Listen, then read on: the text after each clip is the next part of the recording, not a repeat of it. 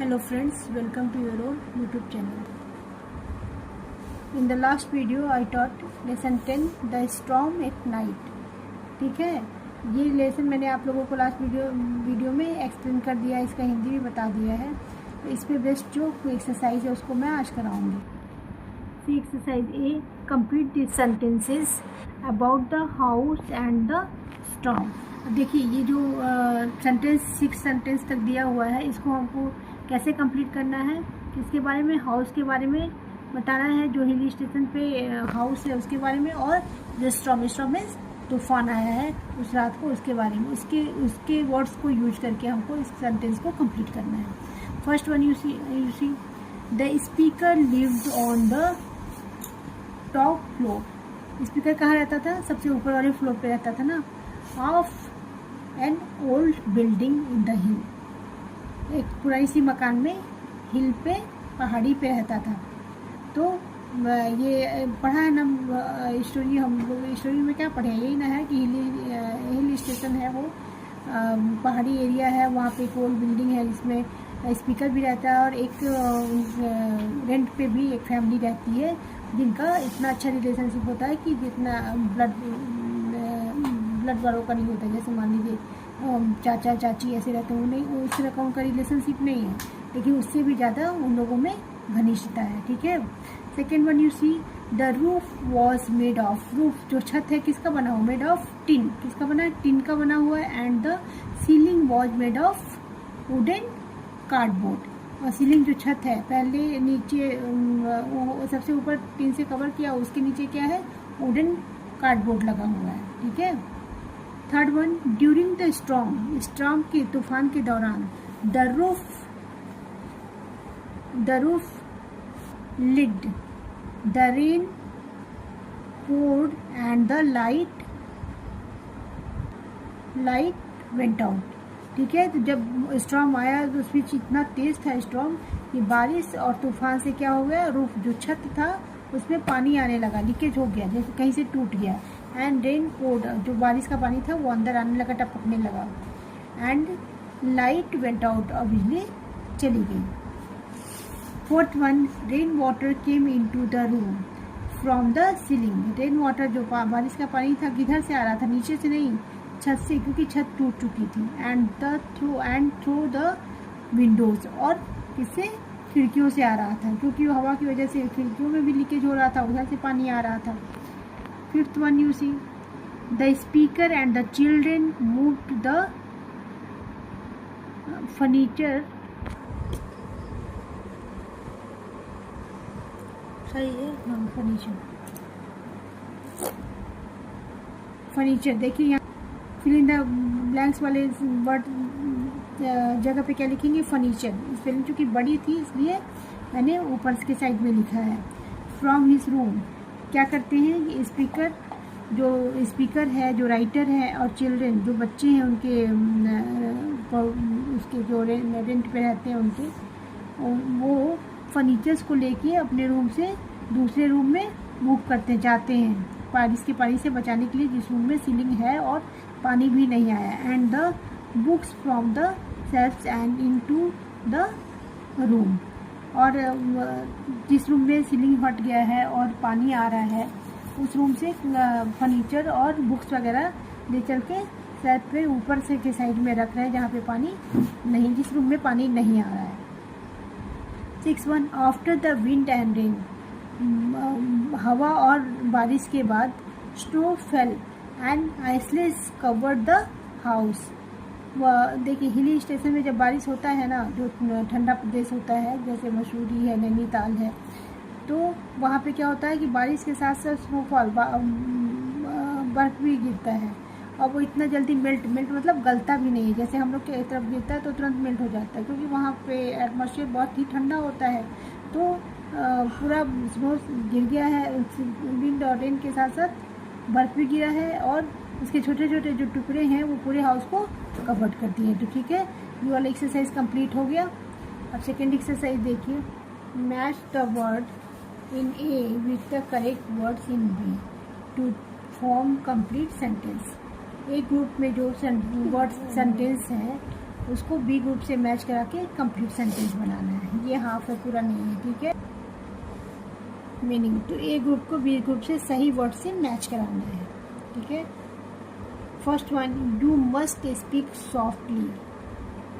Must speak softly मतलब आप बहुत ही क्या बोलते हैं, सौम्यता के साथ बात करिए, ठीक है। Not loudly. क्या फर्स्ट वन सी को ए से मैच कराएंगे, सी को किससे मैच कराएंगे, वन को, फर्स्ट को किससे मैच कराएंगे, सी से। नॉट लाउडली, तेज आवाज़ में बात नहीं करना है, कितने धीरे से सौम्यता के साथ बात करना है। Second, you must chew your food slowly. Chew means चबाना, आप अपने फूड को धीरे धीरे चबा के खाइए। तो you must chew your food slowly, not swallow it quickly. Second को ई से मैच कराएंगे, नॉट सैलो, सैलो मीन्स निगलना, जल्दी, क्विकली मीन्स जल्दी जल्दी मुंह में डाल के, जैसे जल्दी जल्दी बहुत लोग की आदत होती है कि च्यू नहीं, उसको चबाते नहीं, निगल जाते, तो ऐसा नहीं करना है। Third one, you must walk briskly. आप धीरे धीरे आराम से चलिए, ठीक है, तेज मत चलिए। तो इसको कैसे मैच कराएंगे, you must walk briskly not slowly. बहुत धीरे मत चलिए, फास्टली फास्टली चलिए। वॉक करने में भी एक होता है बहुत स्लोली स्लोली टहलना जिसको कहते हैं, और एक होता है फास्ट वॉक, नॉट स्लोली, तेज से मत, धीरे मत चलिए, फास्टली तेज से चलिए। Fourth one, you must speak politely. आप कैसे बात करिए, पोलाइटली मीन्स विनम्रता से। जब भी आप पूछिएगा कोई बात किसी से तो किससे पूछिए, पोलाइटली, विनम्रता से पूछिए, नॉट रूडली, बहुत ही ज़्यादा कठोर होकर रफली गंदे तरीके से मत पूछिए। तो फोर्थ को किससे मैच कराएंगे, बी से। Fifth, you must play carefully. आप बहुत ही ध्यानपूर्वक खेलिएगा, जरूर से ध्यानपूर्वक खेलिएगा। इसको कैसे मैच करेंगे, नॉट रफली। रफली मीन्स यानी केयरलेस होके खेलिए। कैसे खेलिए, बहुत ध्यानपूर्वक खेलिए, जिससे कि अच्छा अच्छा गेम से अच्छे तरीके से खेल भी सकिए और आपको चोट भी ना लगे, ठीक है। सब मैच हो गया। फिफ्थ को किससे मैच करेंगे, डी से, नॉट रफली। Then next exercise you see exercise add dis और अन। देखिए यहाँ पे ये जो फिल इन द ब्लैंक्स वाला प्लेस है, ब्लैंक वाला प्लेस है, उसके बाद जो लेटर है उसमें या तो अन लगेगा या तो डिस लगेगा। अब ये हमको अपने सेंस के अकॉर्डिंग लगाना है कि ये सही सेंटेंस, सही वर्ड्स कैसे बनेगा।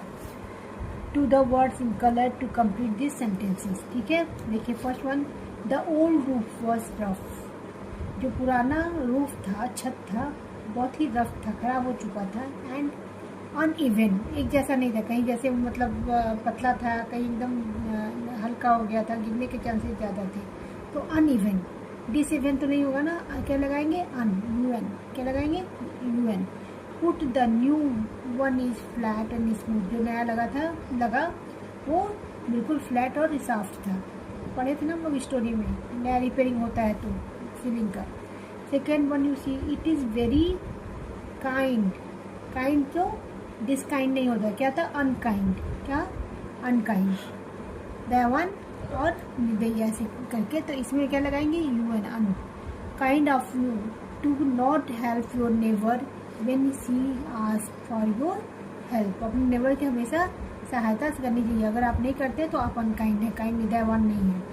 Third one, Coco has become so disobedient these days. Coco जो लड़का है वो आजकल बहुत ही डिसोबीडियंट हो गया है। मतलब पहले क्या था, ओबीडियंट मीन्स आज्ञाकारी, डिसोबीडियंट मीन्स अनाज्ञाकारी, मतलब अवज्ञाकारी, जो वो किसी की बात ना माने।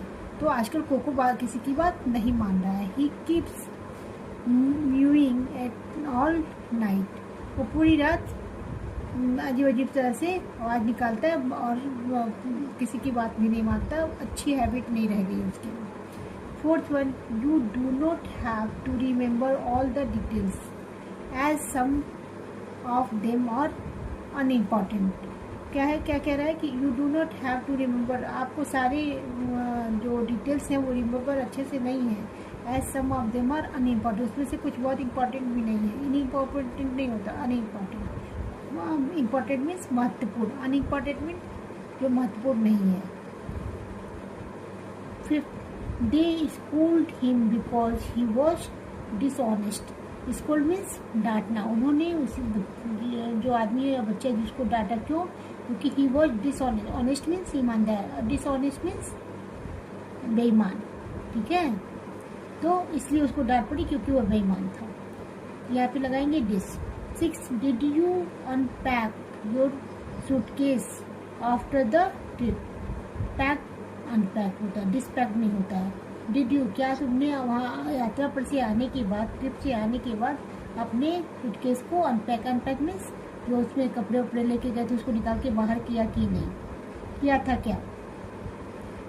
7 do you know how to tie this knot. Tie means बांधना।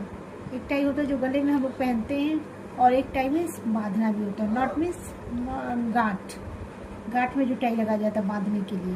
तो अनटाई, क्या तुम इस गांठ को खोल सकते हो। तो टाई मीन्स बंधा हुआ है, अनटाई यानी कि खोल देना, ठीक है। यहाँ पे लगाएंगे अनटाई, डिसटाई नहीं होता है, ठीक है। तो आज के लिए इतना ही। नेक्स्ट वीडियो में जो रेस्ट ऑफ द एक्सरसाइज है उसको मैं कंप्लीट करवाऊंगी आप लोगों को। Thank you.